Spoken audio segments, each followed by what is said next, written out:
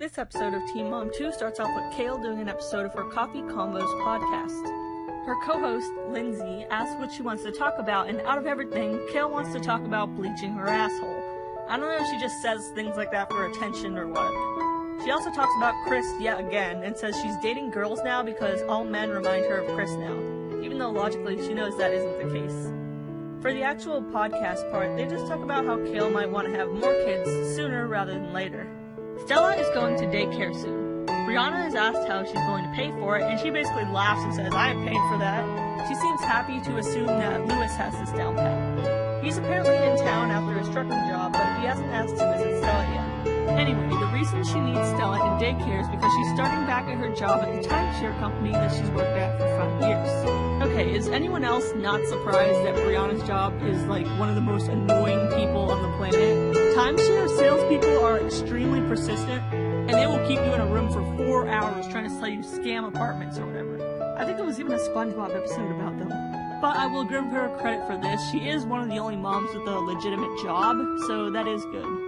Anyway, she finally meets up with Lewis to eat, and with her mom and sister, of course. He holds Stella and is affectionate, and admits that he sucks at communication, but that doesn't mean he isn't thinking of her. He says he'll make more effort in the future, and offers $250 a week for her in Stella's daycare. Nobody is happier to hear this than Roxanne, who lights up like a candle when hearing that the money's coming in. Brittany even says, Mom, we're in a restaurant. Although maybe she should have said that when her mom was hopping on the table trying to fight Devon last season.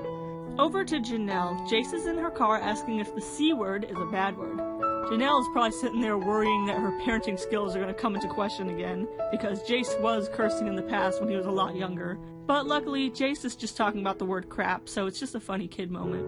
Janelle gets a haircut and talks about how she's going to a cabin with the kids and David to celebrate her birthday.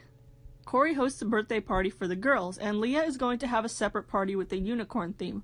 She's proud of Gracie because when they were choosing a location for the party, she said she wanted a place that could accommodate Allie and that Allie could still have fun at. As for the therapist, Leah doesn't know how she feels about her. Gracie has been saying she hates school, and Leah hopes to see more progress on this, though she knows it won't happen overnight. Chelsea is going to a child support hearing requested by Adam to try to lower it. They worry that Adam's mom will try to talk to Aubrey and lie about what's going on. Chelsea says she will have a talk with Aubrey soon about her dad being sick, so she has the facts. Lux's dad, Chris, suddenly filed for emergency visitation, and Kale has to go to court. She says he never asked to see him, though, and in fact, they haven't talked in 2 months. She's nervous about this court date, and her lawyer has told her that Chris will definitely get custody whether she wants him to or not. Kale knows he has the right to see him, but she also feels that only she knows what's best for her 4-month-old baby. Brianna is heading back to work and taking Stella to daycare. Oh, did you think it was just Brianna and Stella? No, her mom and sister are accompanying her yet again. After dropping off Stella, she cries about having to leave her. Janelle takes her kids to have some fun in the snow, and then they come back and sing happy birthday to her. David comes out to the porch to give her her present, which is an Airbnb in Tennessee, and tickets to see Cardi B. Janelle apparently loves Cardi B. Not sure if more than Kesha, that love was pretty strong. But she does like her, yet she doesn't look that excited, at all. David is cringily rapping her lyrics and dancing on the patio, and she just sits there so apathetic. Whether it's because he spent her money on it, or she's never happy unless there's drama happening or weed being smoked, who knows. Chelsea comes out of mediation. She basically gives a rundown that Adam is a complete loser and drain on society. No bank account, no job, hasn't applied for a job in months, doesn't pay his bills, doesn't pay child support, probably has antisocial personality disorder, and somehow he went on a rant that this is all MTV's fault. He's also starting a business, or so he said, but he doesn't know what it's for and has no money. If this guy can actually start a business that isn't some type of street pharmacy, then miracles truly do exist. Leah has a party for the girls at the arcade. She's taking pictures with the girls, and then she says, okay, let's take a goofy one. I'm not surprised that Leah is one of the people who says that. Admittedly, the cake they have is really cute. It's unicorn themed, and one of the unicorns has frosting in the shape of glasses on it, like Allie's glasses. During the party, Leah mentions that Jeremy has been commenting all on her Instagram pictures and trying to talk to her. Her sister Victoria says, well, I think he's trying to get his way back in. Leah says, oh, you think he's trying to get back together with me?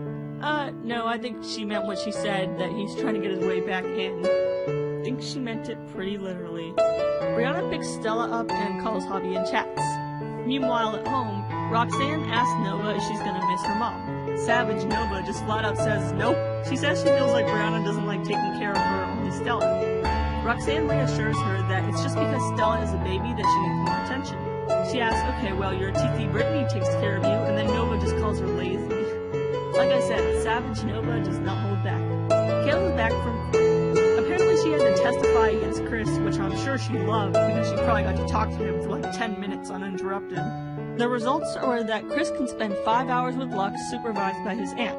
Kayla's mad because she wanted a neutral party to supervise the visit. She also lets it slip that she believes Lux loses no matter what because he won't have both his parents. She very obviously wishes that her and Chris were together, and I almost feel bad for her. Over at the cabin, Janelle and David are angry because the kids were loud all night and they got no sleep. Poor Kaiser is just getting the brunt of their anger. He says he has to poop and they refuse to let him go because he just went, and he's only saying that because he doesn't want to eat, or so they think. Kaiser spills some food and they get even angrier, and then he punches the cameraman in the balls, and then David drags him away. And I just feel really uneasy watching this. David has zero patience for Kaiser, and Janelle doesn't really defend Kaiser or try to soothe him. He even goes up and hugs her at one point, and she barely responds. Later, Jace and Marissa are stomping on the stairs, which pisses Janelle and David off to the point that they say, "Get in the car, we're leaving." In the car, they turn off the cameras and reprimand the kids for acting up. David raises his voice a little more when he thinks that all the cameras are off, and then he finds the ones in the back and turns those off too. Who knows what happens after the cameras are off. Brianna comes back home to Stella and says she missed her. Roxanne tells Brianna what Nova said, and Brianna tries to reassure her, and they hug and kiss. Leah calls back Jeremy. He turns on the charm, or at least the decentness, and apologizes for saying a few seasons ago that he regretted choosing her to be his kid's mother. She accepts the apology. He also commends her for being more stable since they divorced, meaning she doesn't do drugs anymore, and he calls her a good mom. He says he's proud of her and he'll always love her since she's Addie's mom. Leah eats all this up and appreciates it. It was a sweet thing to say, honestly, and was long overdue, but let's see next episode what his intentions really were with that. And that's all for this episode of Teen Mom 2. Do you think Kale resents Lux seeing Chris because she's bitter he doesn't want to be with her? And do you think Janelle and David were being too harsh with the kids? Let me know what you thought of this episode, and make sure to subscribe for Teen Mom recaps every week.